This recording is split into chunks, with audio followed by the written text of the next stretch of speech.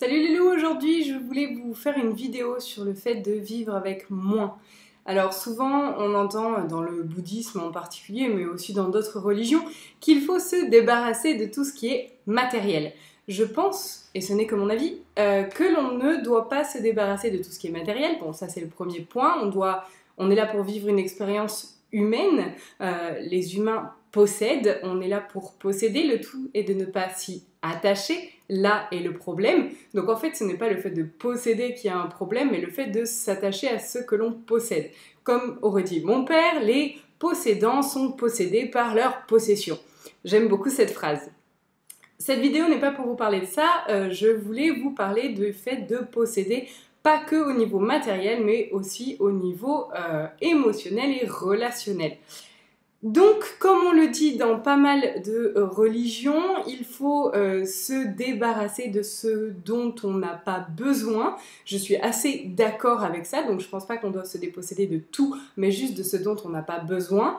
Plus on avance dans ce chemin-là, plus on se rend compte qu'on a besoin de très peu, donc on possède de moins en moins. Ça n'empêche pas qu'aujourd'hui, par exemple, je porte des boucles d'oreilles, c'est une possession, ça me fait plaisir, je n'ai pas envie de m'en débarrasser. Le tout est de ne pas être attaché à nos possessions, comme je viens de vous le dire. Et donc cette vidéo, je vais y arriver, le but est de vous parler de la possession au niveau du relationnel et donc le fait de se débarrasser de tout ce qui n'est pas nécessaire. Donc commencez par, si vous le souhaitez, ce qui est matériel, mais poussez jusque dans les relations et dans les émotions. Exemple. Quand vous passez de l'hiver au printemps, la plupart du temps, vous allez faire un grand nettoyage de printemps, comme on l'appelle, dans votre maison. Vous allez vous débarrasser, tout le monde ne le fait pas, je fais une généralité, vous allez vous débarrasser de ce qui ne vous sert plus chez vous. Et bien, c'est la même chose dans les relations et dans le matériel, dans nos possessions. Donc, vous le faites dans votre appartement, dans votre maison. C'est pas mal de le faire au niveau relationnel. Ça ne veut pas dire que l'on va envoyer paître les gens d'une manière violente en leur disant du jour au lendemain qu'on n'a plus envie de les avoir dans notre vie. C'est juste que on ne peut pas être vrai avec 10 milliards de personnes. C'est-à-dire que je ne parle pas de vidéos qu'on fait, je parle des amis proches, de la famille proche, des gens que l'on aime. On ne peut pas arriver à donner du temps pour tout le monde et on ne peut pas du coup arriver à être totalement soi, à passer du temps de qualité quand on est trop entouré. Je ne dis pas qu'il ne faut pas être entouré, je dis juste que c'est important de choisir nos relations tout autant qu'on va choisir le matériel qu'on garde proche de nous, on va choisir que ce dont on a besoin. Et bien c'est la même chose pour les relations, on ne va pas choisir que ce dont on a besoin, mais les relations qui sont fructueuses et qui vont nous amener, aussi bien l'autre que nous, à un dépassement de soi. Ce n'est que ma vérité, je trouve que pour avoir un esprit sain, il faut certes un corps sain, mais il faut de la place.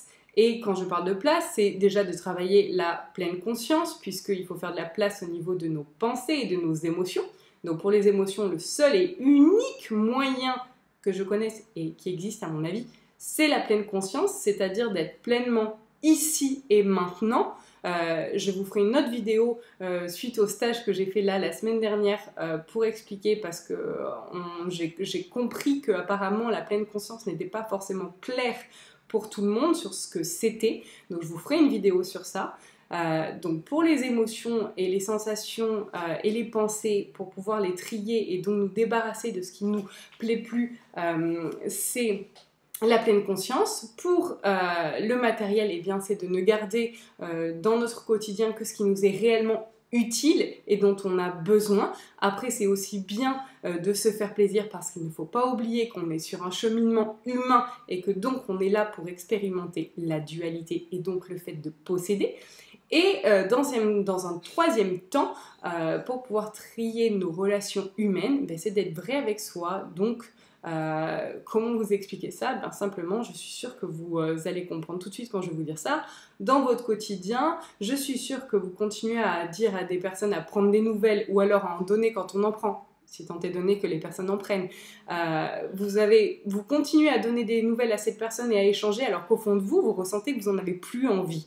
Du moment où vous n'avez plus envie d'échanger avec une personne, c'est là où c'est important de s'éloigner de cette personne. C'est pas ne pas être amour, c'est pas ne pas respecter cette personne, c'est écouter ce dont notre corps et notre énergie a besoin pour pouvoir avancer le mieux possible. Et c'est pas en gardant les anciens schémas, les anciennes structures, les pensées rigides qui peuvent être présentes à l'intérieur de nous que l'on va réussir à avancer. Et tout ça, tout ce qui est matériel, relationnel, émotionnel, fait partie de ce qui peut nous empêcher d'avancer dans la vie et d'être plus léger avec soi-même. Voilà pour la vidéo sur ne pas être matérialiste, aussi bien au niveau du matériel, mais aussi du relationnel. Ce n'est que ma manière de voir les choses, je vous transmets juste comment je suis au quotidien. Après, dernier petit point, il y a une facette de ça qui est importante, c'est que il faut vraiment pas oublier qu'on est dans une incarnation humaine et que par conséquent, c'est pas non plus bien de se défaire de tout. Je suis en train d'expérimenter cette phase-là en ce moment. Ce n'est pas non plus ce qu'il faut expérimenter. Enfin, on peut l'expérimenter, mais il ne faut pas s'engluer dans cette manière-là, c'est-à-dire qu'on n'est pas là pour se défaire de tout le monde et de tout. Exemple, je me sens tellement bien quand je suis toute seule avec moi-même que je finis par plus avoir envie de sortir parce que je suis bien toute seule chez moi.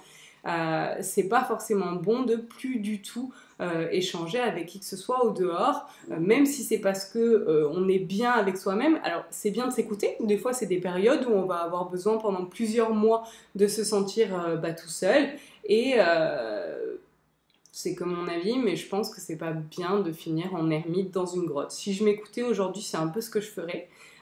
Mais je pense qu'on a besoin d'échanger pour évoluer et que de rester tout le temps tout seul, c'est pas forcément une bonne manière de tester ce que l'on est capable de recevoir. Voilà, n'hésitez pas si vous avez des questions sur des sujets où vous n'arrivez pas forcément à faire le tri ou quoi que ce soit, sur comment le faire, enfin normalement c'est assez clair. Mais si vous avez des questions sur cette vidéo, n'hésitez pas à les poster en commentaire. À très bientôt!